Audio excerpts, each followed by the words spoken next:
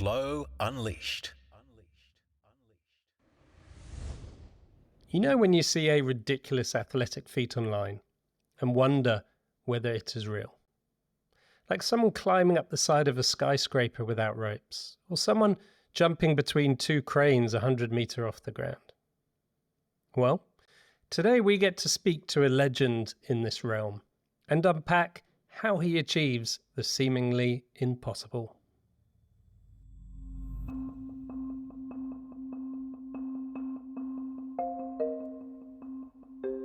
Welcome to Flow Unleashed. I'm Dr. Cameron Norsworthy, scientist and high-performance coach to multiple world champions. In this show, we unpack key insights on specific topics so that you are kept up to date with the latest science and practice of human performance.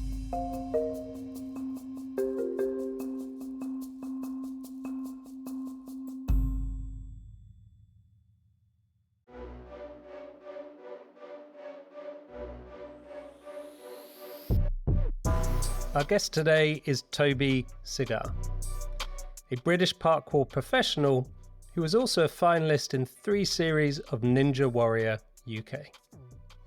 Toby is considered one of the best parkour athletes in the world and is a member of Stora, a collective of 7 amazing athletes renowned not only for their world-class parkour skills, but also their exceptional storytelling and breathtaking video production.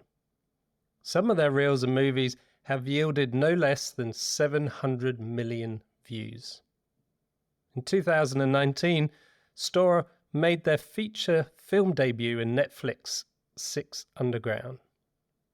Toby worked closely with famous director Michael Bay to perform parkour stunts on famous sites such as the Florence Cathedral in Italy. Toby also holds a number of records, including a world record of the longest distance vaulted between 2 objects, also known as a double Kong, of 4 meters. That's over 13 feet. Toby's job literally depends on one-off moments of success or failure.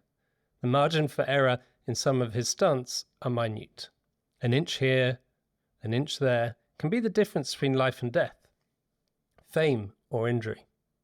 Such are the risks of his day job. The mental headspace is everything.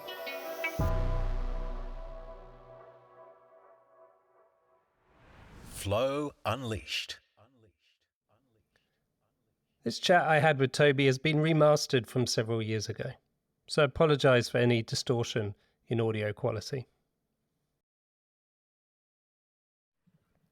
Welcome to the show, Toby. Oh yeah, thanks very much for having me. It's a pleasure. I'm really excited to talk to you. Please, if anyone hasn't checked out Toby's stuff, go on YouTube, type in his name. And I remember seeing an amazing image of you inverted in between 2 buildings, and I imagine doing a cork or a backflip whilst jumping in between 2 buildings. And all the footage that I have seen of you has always felt more effortless than a lot of other people doing it. There seems to be a sense of focus on efficiency, or even in the Ninja Warrior stuff, there's a simplicity to your movement, which from my position is really, really, really interesting. Is that something you feel? Is that something you work on? In the sport and outside at the spots on the rooftops with the lines, I find for sure. But it's interesting you say it with Ninja Warrior, because that's a course that's essentially everyone's doing the same thing, a linear, the same obstacle, same takeoff. Yeah, I've always been fascinated by the straight fundamentals of the sport, parkour. Like ever since I started, I've pretty much done the same moves. I've just been working out how to use them differently and put them together in different ways and implement them to different environments, I guess. I never pushed my tricking skill set that much. I never really pushed the gymnastic side of the sport, getting the twists and the flips, really technical gymnastic-esque lines, essentially, if you know what I mean. I've always fallen back and back to the fundamentals every time. I always end up back at the fundamentals, just leveling those up, really. And it's just something I naturally always focused on. So that is probably why my parkour has become very it's fairly straightforward on paper. I'm doing fairly straightforward movement. I just try these days to implement them in places that it's quite hard to implement them, essentially. As long as it's hard, I'm fairly satisfied, to be honest. And when the world becomes figurative playground, there's lots of hard things to try just absolutely everywhere. So it's sort of like endless in that sense. Just so people can get a picture of what you do, what you're focused on. What's a challenging project that you're working on? So a big project at the moment is a documentary we're trying to create about the story of the team and how our friendships have built since 2010 when we got together and thought about becoming a team. It's only 2012, 2013 that it started to actually work. And ever since, there's just been an ongoing set of projects, a list of things, whether we want to go, I don't know, to the desert and just jump down sand dunes for a week and make a video on that. Or 2016, we spent 6 weeks in Hong Kong, Tokyo, and Seoul, and it was all on skyscrapers. We haven't actually revisited that, but that was probably the photo you saw flipping between the two skyscrapers. That was probably in Hong Kong, one of our biggest projects ever. And since then, there's been a few more. And now we're moving into water challenges because it's a bit more internet friendly, things like that. So we're having to adapt and change our content, but we're trying to just keep it in the realm of fun. We just want to, as long as we find it really fun and it's packed with challenges that are tough and get us going, then we're happy. We'll keep doing it. So how does a water challenge fit into parkour? Yeah, so we started uploading these really we made a film in 2016. It was a year, it was an hour and a half, and we put it up. And after that, we released a lot of BTS on our channel, which was on skyscrapers. YouTube didn't like it and actually demonetized our channel because we were on the skyscrapers. They said kids are going to copy you. They're going to fall and die. And I totally get that. I understand that they don't want to be there. But the water challenges then came about because when you're standing on the edge of a bridge or something and you're about to jump to a pile, the big poles that stop boats banging into the bridges and stuff like that, they used to guide the boats through the bridge and stuff. There's a lot of those poles around canals and all over the world. Actually, Sydney is we really want to hit Sydney because the harbour there is just packed with these challenges from the edge of the harbour over to these wooden beams and poles. And there's just a whole array of challenges. Jumping to those beams and staying on the beam without falling into the water is usually the number one challenge. And then there's just an infinite amount of those, of different variations, vaults from bridges over to those poles, or like shimmies. But the water challenge essentially replicates the feeling we get when we're high up. There are consequences there, but it's this fake fear. It's like this, if you fall in the water, nothing's happening. But while you're on the edge and all the time you're dry and you're fully clothed, you really don't want to fall in. And it almost replicates the feeling you get up on a rooftop, because it's telling you, definitely don't fall. You're still really high up. You don't want to fall in the river, but you know that it's a fake fear, essentially. It's just this, reality is just playing on your mind. Your eyes are taking in all this scary stuff. And so, yeah, when we started releasing those water challenges, falling in the water, then sticking it and staying dry, we absolutely loved it. And fortunately, the internet did as well. And because our job generally just relies on keeping the views high so we can keep doing it as a job, it was a perfect balance for us. YouTube liked it. We were just getting wet. We weren't falling down office buildings onto concrete. The audience loved seeing us fall in, and we love doing them. We love that feeling of a stick and staying dry. And I think, like, back to flow, it does just encompass that. It's mad when you're in the air above the water and it's just 360 consequence, and you have this one point to focus on, and it's essentially all relies on that takeoff. Once you've taken off, it's not a lot more you can do, and there's these moments involved in that process which we absolutely love. Yeah, so much I want to talk to you there around commitment, but first of all, I just want to figure out how landing in water is more fearful than landing on concrete. So yeah, that's the thing. It's not. So if you're, say, 10 stories up in the air and there's concrete underneath, there's no option here. You have to either step away from this jump or know that you're going to make it 1,000 times out of 1,000 times, and that the preparation has been made, that you're good enough at the sport, that takeoff is as grippy as you say it is. The slab you're moving off is cemented down, it is solid. Like, your run up is good. If your steps change, are you stepping on a bad bit of that rooftop, or What's the landing like? Do we need to brush the gravel out the way or check it? Is the roof stable? And once you got all that out of the way, then you're looking at your own skill set. Can I make the jump? Am I feeling good today? Did I get a good night's sleep? What's my energy saying? When's the last time I did a jump similar to this? And over the years, that process just seems to happen a lot more naturally and a lot more safely, I guess. You end up cutting a lot less corners, which is what I've noticed in maybe the last 5 years of training.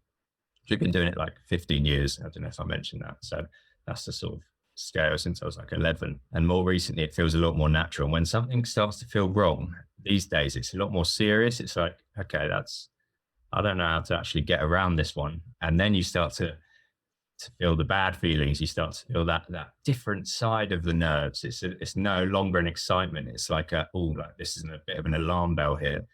And now I was 16, 17, 18, I wouldn't recognize that. And that was maybe actually the go light. That was the green light to say, right, you're in a bit of a sketchy state right now. If you start running, you probably won't stop and you might just commit. So let's just see how it goes. That was definitely a headspace I used to work in. And nowadays it's a lot more like, I don't want to see how it goes. I need to know for sure how this is going to go because it's just not worth it half the time. So yeah, a lot of people, if they start taking it seriously, will have a few close calls for sure in the early days, and then you learn a hell of a lot, as you know as well from your sports. And yeah, it's one of those things. So it sounds like the routes are pretty planned, and you're doing it within a comfort zone, so to speak. It's well rehearsed, and you're going to make it. And being in water, do you play with that edge a little bit more because the consequences are less? That's it, exactly that. So it's the first type of challenge we found that involves height, involves accuracy, involves all the same skill sets that we apply on the rooftops. But now we can actually push it to the place where it's like, oh, I might not actually stick this, but that's okay. I can fall down the drop and it is okay. And when we unlocked that a couple of years ago, it was a big moment for us. We realized, we can do this everywhere, and it's great fun and it's great training. Great training for your mind because you do really find out how it works under that pressure. And when you learn to relax over that water and you learn to take it for what it is and you accept it, you accept taking the dip, then that's usually when the sticks actually come, is when you know the danger and you just let it be, you let it float around you and you work with it. But yeah, the water challenge has been a really nice balance for that. You don't die, but you can fall. it's one of those. And I guess there's falling 40 meters onto water still hurts if you get it wrong. Oh yeah. You said something really interesting that I just want to pick up on, where that excitement just turns a corner to something else, and having that innate intuitive wisdom around, I've got this electricity or I've got this fear or whatever you want to call it, and it can be your greatest friend, and there's a point where it becomes your foe. Yeah. And how have you developed that relationship over the years? Very, very slowly. Yeah, very slowly. And with a lot of progression and regression. It seems to, if I have a couple weeks off or something, your head can go out of sync. You mess up a move that you wouldn't have usually messed up. And that can affect your whole month of training. It's like, I shouldn't have made that mistake. I shouldn't have done that. And I guess that pattern over the years has just crystallized to the point where I now have enough. Same with anything you do for a long time, I guess. You have enough data in your subconscious, in your history, that triggers are happening all the time. It's like, I've seen that edge before, or I've slipped on this type of brick before with these shoes on. Maybe I'll try these shoes or change my angle or something. And it's just the kind of thing that kind of tweaks I just wouldn't make without the experience, without having been in that same scenario before. And the beauty of parkour is that every single sport, every single move you do, it could be the same move you've done 1,000 times, but at this spot, it's different. The wall's this much higher, it's this much thicker. The distance you're getting is further, or there might be a slight drop, or it's just all changing. It's not like you're on a gymnastic obstacle that is just uniform and stays the same around the world. It's the same as something like surfing, where the wave gets bigger and smaller. It's like that type of learning, I think, is so full, all encompassing, and gives you way more than you think. It gives you way more. You're learning more than you actually realize you're learning, I think, when the environment is just constantly changing like that. which I think applies to everything in life. I think if you generally just chuck yourself into different scenarios as much as possible, I think you just generally become comfortable in more. I think that's directly translatable to parkour for sure. Yeah. And that sense of knowing becomes clearer. And for a lot of people, there's this confusion as to, well, is it good fear? Is it bad fear? I'm on the edge, but I'm on the good side of the edge. Or how do you find clarity in that? Is that like a feeling in your body, or is that just something that happens in the mind and you monitoring your thoughts? When it comes to a specific move, usually if we're creating I'll just put it into perspective, the movement, like if we're creating a line, if we're creating a sequence of movements, most of the time, because they're strung together, on their own, they're going to be fairly easy. You're going to build up to each one and get each section of that line dialed before you try and string it together. But once you start to string it together, each individual movement's fairly straightforward. And then it's just the connections that make it difficult. The difference then comes when you only want to do one of those movements, when the challenge is a single move, it's a single explosion, a single takeoff, or something like that. So you're clearing one gap and that's done. You're not clearing a gap and then carrying on the line and doing something else after, or a flip, or you're not making a sequence. So that's where the physical boundaries usually get pushed, is when you're working with those singular movements. And then when you combine that with something like height, that's where, for me, I end up with my biggest challenge, is when it's a single movement that takes a quite, I guess, compressed sense of attention, because you're not thinking ahead. You have this like one section of this environment you're going to conquer. It's just two walls a lot of the time. And it's going to take a lot of speed, a lot of power, and there is consequence involved. Maybe there's a drop or something. And with something like that, it's all just a preparation. It's hitting the wall low. If I'm planning to land on the top of it, knowing that there are options. If I don't make it 100%, that 80% is safe and that 70% is safe. And knowing where my safe zone is what equals the commitment. Once I create that safe zone, all of those different safe options that come from mistakes, then I know that regardless if I mess this up or succeed, I can try again and work off what I've learned. Over the years, you get better at saving stuff, and they might even be on purpose. Sometimes that it's going to take a lot of power to get to an edge, but you don't want to put in that full power because it increases the risk of messing it up. So you put in 80% and you just hit it short. And learning to hit stuff short over consequences is massively important. Learning to fail, essentially, and on purpose to build up. But yeah, lots of things equal that commitment point. Lots of different things. Yeah. Yeah, interesting. You talked about inviting failure, and I see failure as this thing that's common across all domains. People who are finding flow and good at what they do, they invite the failure, but they invite it in a way of it being a stepping stone to mastery and just a process of learning. If you have a particular new technique or a new move that you want to do, or a new building that you want to summit, or whatever it is, do you stay at it and have that deep practice and keep failing until you've learned it, got the wisdom, and then complete it? Or do you move from new things all the time and just slowly pick up that failure? I've definitely stayed along the same paths of progression. For me, I very rarely peel off and learn something brand new in the sport anyway, in parkour. But definitely, especially on ground level, if it's a full power move or full speed move, that's the risk and the danger just accelerates massively, even on flat ground level with just a few foot drop. Anything with speed, any other urban sport with wheels, most of the bails come because they're going insanely fast, and being able to process those things is just so hard. So I'll slowly speed up and I'll do the move almost in half speed if I can do that. If I don't have to make it to that wall and I can just land on the floor in the middle, I'll do that a bunch of times. But especially more nowadays, we try and make our sessions as efficient as possible.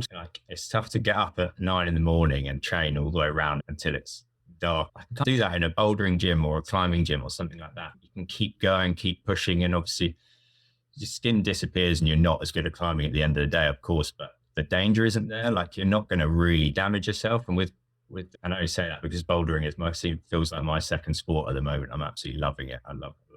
Loving that. But the difference is the impact. So we're trying to reduce those attempts. We're trying to reduce those attempts big time because it just takes a toll on your body. And after 5 goes at one big jump, and if you still haven't made it, the 6th up to the 10th go, you really are going to be rinsed. And then you're moving into like fatigue territory where the chance of the injury is just skyrocketed. I suppose you start to work out whether it's worth putting in that 100% sprint early days. And if you can make it happen safely, you're trying to work out if you can make that happen safely. And if you're able to build up with some fails, then if you do fail that 100% attempt, you've already done it a bunch of times and it just naturally falls into your motor, I guess. Usually if I've built up for that long and it's been a really long process, I actually fall out of that state of like natural flow. It becomes a lot more like I'm just getting this done, and it becomes very conscious and I'm just very clear. There's no intrinsic feeling there. If I'm on ground level and it's raw power, it becomes like trying your personal best deadlift or something, where it's like I've now rehearsed this move so many times that now it's just putting in the power and nailing the technique and getting all of the coordination spot on. And once I'm in that state on ground level, I don't feel any different. It feels like you're just exerting, like you're in a gym. There's no fear, there's nothing else. But yeah, if there's, for example, a concrete roof gap, the landing's good, but you've never been on that other roof. That's when I have to fall into a certain state of that feels very different. It's closer to the flow. It's when you've got to nail that first time and you're relying solely on your intrinsic experience and you're waiting for that mode to ease its way in through talking with your mates about the move or through visualizing it and thinking about a previous move and genuinely considering walking away from it. It's really important to go through that as well. Like, am I cool walking away from this?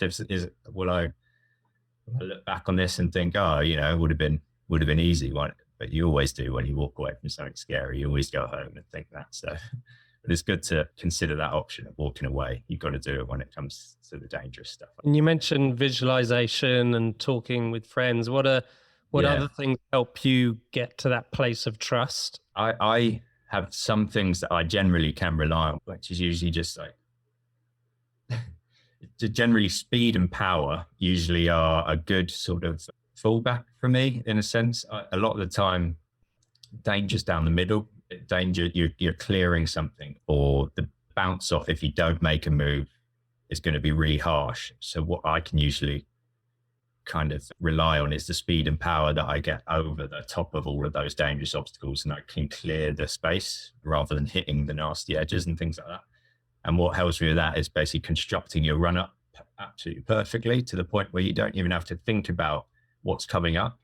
You only have to execute it once you're there. And once your run up set in something like parkour, you're plain sailing from there, really. I think a lot of people run at a wall and they just think, if I run from way back here and I get there, that it's just going to go fine. But if your steps are a foot too close to that wall or a foot too far away from that wall, for a running jump or for a vault, which is something I really like doing, it transforms the movement. It could be make or break between getting 5 meters out of it or 7 meters out of it. And if you rewind that movement, it could be the difference between a couple of inches in your runner. So breaking down the physical aspects is number one. Once I have all of those dialed, then I have to trust that I can now play out what I've designed without having to make any adjustments during the movement. If I know what's going to happen from the moment I take my first step, I know there's going to be 9 steps for my takeoff. And then once I'm in the air, if I bounce off, I've got this option. If I overdo it, I've got this option. If I stick it, I've got this option. You end up with, a big pack of backups and a big pack of safety notes in your head through the experience that once you do start running, you just see it. And yeah, that's sometimes when the blinkers come in and you are in the space. And when, like you said earlier, that's when it feels easy. That's when suddenly this thing you're building up to and this thing that has the potential to be the best move you've ever done suddenly feels easy. And you come out the back end of it feeling like you could do better, but really you've just put in the preparation, you put in the time, and you hit that state of control that allowed it to happen. And it's applicable in so many parts of your life. I've got it in front of me, actually, on my desk. I've written in permanent marker, prior preparation prevents piss poor performance. And it's very well known. It's a very well-known term, but it takes you to those places of pure clarity and control where you know how you're going to get this task done, regardless if it's a jump or an edit or anything like that. For me, it's you build that pack of prep to then just chuck it and nothing can go wrong. You always got the back of your head, maybe there's something I've missed, and occasionally there's something you've missed, and that's, I guess, the name of the game. Yeah, it's one of those.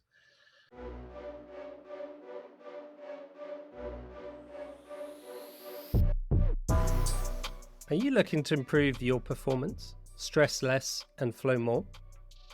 Do you want to improve the human performance in your organization or team? If so, we are here to help. Our team of experts specialize in helping individuals and businesses integrate a high-performance practice and culture. So if you want to take your performance to the next level, or integrate the lessons and skills you hear on this pod into your leaders and teams, go to flowcenter.org today, the official site of flow training and flow coaching. It's a really important point, and I'm often talking about professionalizing our preparation. And most people would expect an elite athlete to do that for an important event, but they wouldn't expect themselves to do it for an ordinary day or an ordinary. When we do professionalize our preparation, we can go in with so much more open-mindedness, curiosity, trust, and openness, because we've got all the confidence of all that scaffolding. And when you're actually doing it, and you're not just doing one move, but perhaps some of that rooftop footage that I've seen of you running over rooftops and playing with it, and you're going from obstacle to obstacle. Is there a focus for you? Do you focus on just staying light or being simple, or where's your focus? Depending if I'm running with other people or not. A lot of time, the clips you might be referencing are POVs where we're running with, there's a few of us running along the roofs like that. Yeah. So those are obviously pre-planned sequences that we've rehearsed every part of, and then we come back and we'll connect them all with a roll transition, so it looks like you're carrying on with the run. You do a roll and you teleport to the next rooftop, and then you but some of those runs are up to a minute long, and a lot of those it really comes down, for me, I just focus on executing them smoothly. It's trying to use your body as efficiently as possible so that there aren't any jarring angles in your motion, and your weight, essentially your center of weight, is just taking a nice smooth ride rather than hitting these walls and jarring over them. When you hit the ground, is to see it come in and absorb nicely so you can sprint out and preserve that energy. And taking impact with bad timing is just so exhausting. It just takes it out of you. Your whole central nervous system just goes into shock, and you have to get yourself back into the flow, especially if you're with the others and there's a camera behind you and you're about to take off for this next gap. You got to switch back into the mode and know that you can't stop. There's someone behind you who needs to jump as well. It's like, you've got to keep going. But we'll never do any of those team sequences unless everyone has it absolutely dialed, or the movement's quite easy and that you can pull it out. Even if you mess it up a bit, you can still get it out the way. And you'll see it in a lot of those point of view videos. If you look in the distance at the guys a little bit further away, there might be the odd mistake that we figure, we'll get away with that one will be all right. But yeah, when it comes to gaps and stuff, I suppose you lock in. But when you lock in, do you lock into where am I placing my foot? Do you lock into feeling light and keeping that sense of gravity on all the different obstacles, or do you just feel that flow and trust that? Where do you lock into? Yeah, depending on the movement, again, it usually is dictated by the danger involved. So if a dangerous element is coming up, something that needs to go right, like a takeoff, a lot of the time you're stepping up onto a slab or the edge of a rooftop or something. And on ground level, I might aim for that takeoff with the takeoff foot. And then before it even touches, my eyes are now up at the railing or the something in the distance that I'm going to be landing on, because that's the next important thing. Whereas when the danger is involved, my eyes are on that takeoff until my foot is for sure in the right spot. And until I know for sure that when I now drive with my other leg, that takeoff is solid and that it's going to clear me across the danger. Once that foot is solid, that's when my eyes will come up to the landing. But that will happen later when the danger is involved to ensure that you're not going to fall down the middle, I guess.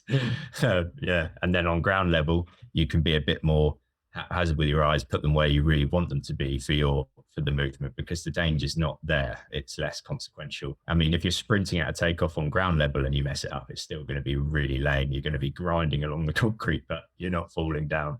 I guess what I'm hearing is that your focus is on the moment to moment task, like where does that foot go? And then you deal with the next thing at the next time. That's it. Yeah. And then sometimes you've rehearsed that so much that you're not even thinking about it. And something that you were concentrating so hard on and was the crux of your line is now this just easy, flowing, just piece of cake. It's a lovely point to get to where it starts to feel easy, but you've got to be careful of that and not push it too far when you're in that mode, because that's when the young mistakes happen. It feels amazing, doesn't it? It feels like the best feeling in the world. You feel indestructible. You feel like you can do anything. You feel stronger and faster and more sharp than you've ever felt. And you got to recognize that can play tricks on you. And it often feels like when you notice that feeling and you're like, I'm feeling good. And then the ego kicks in. You're like, I can do anything. When we're just focused on the task at hand and in the flow, then it seems to be good. But then when it goes into our head, then it becomes a false confidence and false confidence.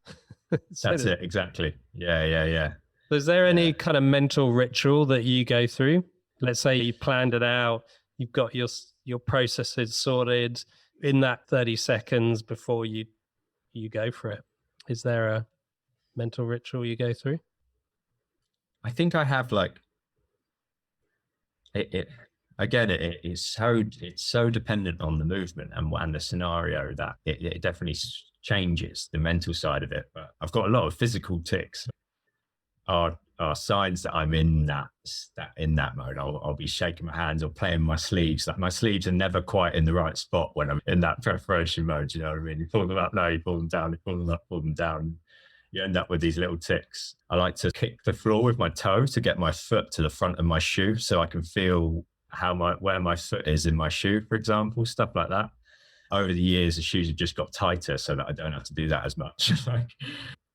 Little things like that. A lot of the run up, to be honest, a lot of it's in the run up. So I'll be standing at the back of a run up, 10, 15 steps back, seeing where my left foot's going to hit that curb, or my right foot I've already marked is on that drain there. If my right foot hits that drain and I'm at this speed, I know I don't need to worry about the takeoff and I can just move into it. So I guess that's, to be honest, that my ritual is getting my run up right. I rave it. I shout it at people a lot. And some people don't. Some people just start running. And if their run up's wrong, they just back off before the takeoff and they'll go back and start again. And that breaks my flow big time. If I'm running up, I want to know I'm going to be taking off and going. Just a personal thing, really. I don't want to waste those run ups. And then if you're sprinting into something, it's even more so. You're trying to keep that session efficient. You don't want to be rinsed by the end of the day. I don't know if you've done, I'm sure you've done some sprint training in your time. It's just savage. It's just grim. It's horrible for your body. And when you're doing it unnecessarily in a parkour session, that frustrates me. So I guess you could call that a ritual of mine. It's just being a bit weirdly obsessive about my run-ups. And any kind of mental preparation that you might go through before that 30-second period that you feel is critical? It usually circulates general motivation. I'm trying to make myself happier, I guess. I'm trying to manifest the love for the sport in the warm-up. It's like you're reminding your body physically that it's good to do this stuff. And the moment you start moving, the chemicals do their thing. The human body just loves moving. And once you're in the movement, you're not thinking about the video. You just want to move. I think mental preparation circulates general motivation for me. I just have to be motivated, have to be happy on the walls, to want to be there, have to want to be there. And if you start to sense that you don't, I don't know if much special is going to happen that day. At the beginning, you talked about getting excited for a particular project or run or film, and ordinarily that helps people get into flow. You get inspired, and that takes over. But when you become a professional and you start making money out of it, and you've got sponsors or X, Y, and Z, and you've got to start to hit deadlines, and you've got to start to do stuff that isn't purely because this is the best thing I can ever think of doing right now. There comes that juggling act of igniting that inspiration or finding that flame for something that isn't necessarily like 100% there. Maybe you're 90% or 80%. Yeah. How does that work? Do you only take stuff on that you're 100% for, or do you do stuff that you're amped for, but not the best thing in the world? How do you manage that? That's a excellent question, but it's something we all talk about in the sport a lot. It's setting that standard almost. It's the point of trying this if it's not the best thing I can do. It's definitely a pattern I've fallen into in the past for sure. And it's a slippery slope because the higher your standard, generally, the less you'll actually train behind that 100%, the less movement you end up actually doing. You're just on the hunt. You're just looking for that world-class gap or that massive cat pass or that. You're just always on the hunt. It's probably my ego. It's probably the ego just coming in and being like, you're this good. You should only be performing and showing people that kind of level. And a lot of the time you don't see those athletes around for that long, really. I think that's pretty much it. It just doesn't work. You lose the fun. And that's generally number one. Just, you've got to be finding it fun. And if hitting that 100% is the only way you can do that, then you're destined for failure, I think. You've got to be comfortable at 50% even. You've got to be comfortable there, just knowing that if you take the same steps, it will happen again, I think. But yeah, it is a funny one. You've always got your eye on that move that is the hardest move. And it's different for each person at the spot. 7 of us training, we're going to have 7 different goals a lot of the time, which is really nice because you don't, in Stora, for example, there's very little comparing because all the skill sets are so unique, which is really cool because a lot of the time people will just cater for that one person that is up at that time, and something that can feel like it's at your 100% limit can just suddenly start feeling a lot easier once you built up with friends, once they've given you their example of a recent feedback or something. Once you work on a move together, a lot of the time you can feel a lot more comfortable than if you're doing it on your own. And what really motivates you in terms of, you talked about the difficulty of the move and it being a challenge essentially. And I imagine there's also this amazing social element that you have with the other professionals that you're working with. What are the other things that get your juices going? More recently in the team, actually, we've started to realize that when anyone does anything, because we've been training together now for so long, some of the time it feels like you've done it. Some of the time you're so up for your buddy to conquer that challenge. You know how much it means that you've been there a million times yourself, that you can stick a jump and the whole team is just on top buzzing and everyone is buzzing. And I find that really interesting, that kind of collective state of accomplishment. Used to have only come through time with the team anyway, because I don't get it with many other athletes. I could be an athlete for the first time, and that day, if I watch them try something 30 odd times and then they stick it, don't get me wrong, everyone's going mental. Everyone is psyched for that guy. But in the team, it can happen like that. It's like a really quick synchronization of all the guys when one person is in that mode and they're the one that's trying to break through that barrier and do all that. Everyone is catering for them. It's like you're all prepping the jump with them. That's a fascinating thing for us, and something we're trying to actually document a bit more down the line, because it's weird that someone else can achieve something that is solely their thing. It's all their prep, all of their ability, everything. And you feel a sense of collective achievement when they've done it. And I think it's just because we've been together so long, I think, doing the same thing. Yeah. The motivation is definitely that feeling afterwards, really. That's the true motivation. Yeah. Sounds like there's common goals there, shared identity with the group, and that everyone else's progression is an integrated progression of your own progression. Yeah, exactly. I think we realized a long time ago that we're way more powerful as a unit. And I think over the years, just because we've done so much together, it's just solidified itself as a fact in our heads that we're better together. I wouldn't change it for anything, yeah, for sure.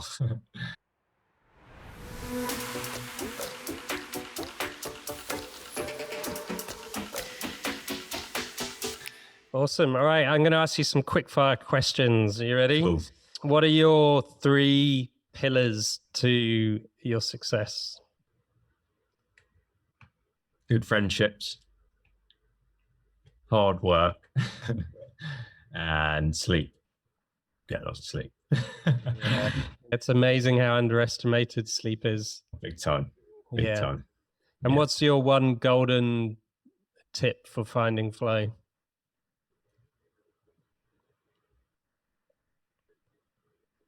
Persistence. Stick with it. Stick with the preparation. Stick with the preparation, and it won't come right away, I guess. And then sooner or later, you start to notice that second mode that helps you out here and there.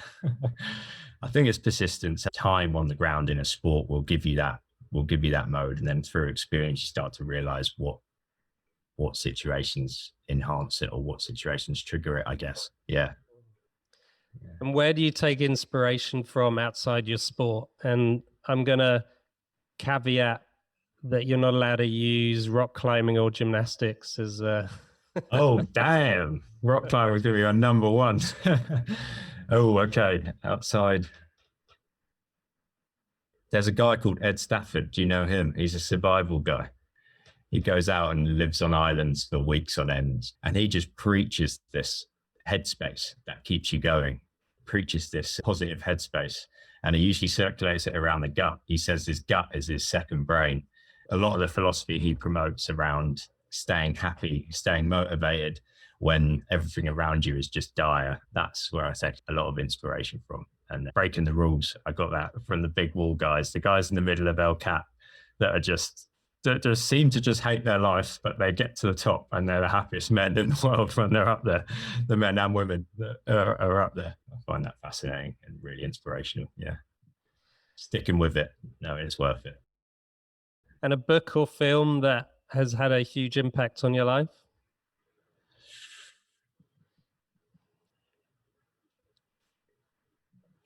Avatar, to be honest, the first Avatar that came out really genuinely opened my eyes to just how we're ruining the place, how we're ruining our own planet. I think that was the biggest switch for me. Still my favorite film to date. I think it's awesome.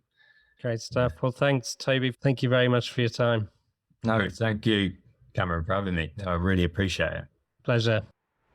Flow Unleashed. Toby talks with great humility of his acts that many would call superhuman. Whilst many people in his domain have come and gone or been one-hit wonders, Toby still remains at the top of his game a decade later, delighting us with never-been-done-before feats every month. Many may assume that his acts are reckless or gung-ho, but behind his calm and wild exterior is a conscious, courageous, and deeply considered professional athlete. Whilst he displays a somewhat nervous laugh every time he talks of the consequences of his risks, Toby doesn't stray away from embracing the worst-case scenario in his visualizations and preparations. His acts require an absolute commitment to complete, and it was clear that his deep commitment to a project lies not in blind faith, but in his trust in his deep wisdom and vast experience, an ability to clear his mind to only focus on an actualized version of his next move. This chat with Toby is a constant reminder of how important our preparations are to our mental game. If we want to be pushing limits and stretching our capacity, we need to be versed in playing with the edge of the wedge. And by that I mean we need to be comfortable in the uncomfortable so we can stretch. This comes not from living on a prayer, but from being meticulous in our preparations, having a series of fallback plans, and being confident in what we are doing. I, for one, am excited to see what Toby does next. If you want to find out more about Toby Segar, please see the show notes.